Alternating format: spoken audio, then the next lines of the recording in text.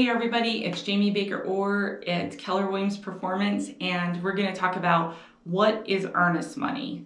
So earnest money is basically good faith, saying that if during the contract you terminate for a reason not in the contract, which for buyers there's title commitment, inspection issues, appraisal, and then insurance, making sure you can get homeowner's insurance for the property, and then loan commitment. So if for some reason you can't execute the contract because one of those reasons, then normally, in most cases, depending on the dates and deadlines, your earnest money would be refundable to you, but that would be a mutual agreement between the buyer and the seller. What earnest money does is when you go hard, so let's say you get to the end of your contract and you're between your last deadline, which is normally your loan commitment, and your closing, your earnest money is hard. So what that means is that if you terminate for any reason during that time, the earnest money is liquidated damages to the seller for having their house off of the market, and by then normally they've moved or they've hired a moving truck or things like that.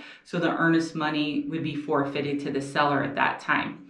And depending on the price of the property is normally how we estimate earnest money. So we usually try and do 1% of the property value, sometimes a little higher. That's our recommendation, but ultimately that's up to the seller.